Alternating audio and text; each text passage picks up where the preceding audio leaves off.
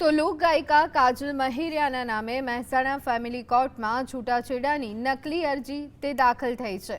કાજલ મહેરિયા અને તેના પતિ અલ્પેશ ઠાકુરને જ્યારે કોર્ટ તરફથી સત્તાવાર નોટિસ મળી ત્યારે સમગ્ર બોગસ કૌભાંડનો ભાંડો ફૂટ્યો હતો।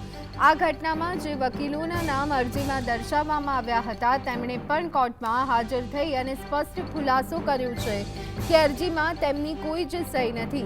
કોઈ અજ્ઞાત શખ્સે વકીલના સનદ નંબરનો ગેરકાયદેસર ઉપયોગ કરી અને આ કૂટનીતિ તે રચી હતી। એટલું જ નહીં, આ નકલી અરજીમાં કાજલ છેલ્લા 12 મહિનાથી પોતાના પિયરમાં રહેતી હોવાનો તદ્દન ખોટો દાવો પણ કરવામાં આવ્યો હતો।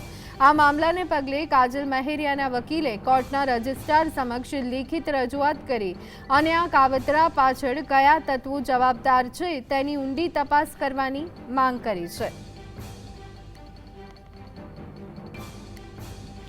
તો આ અંગે વધુ વિગત મેળવી લઈએ। સંવાદદાતા સંકેત અમારી સાથે જોડાઈ ગયા છે। સંકેત, જાણીતા ગાયક કાજલ મહેરિયા અને તેમના છૂટાછેડા માટેની નકલી અરજી દાખલ થઈ છે, શું વિગતો?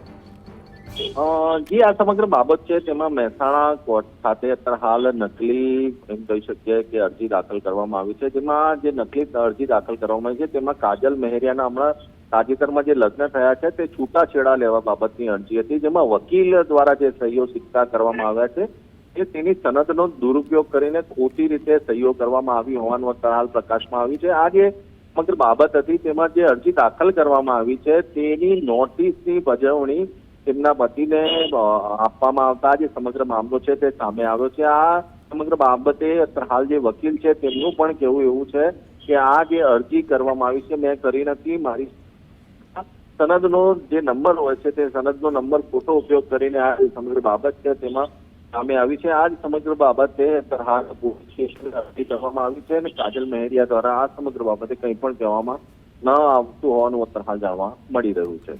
જી, આભાર સંકેત સમગ્ર માહિતી આપવા બદલ।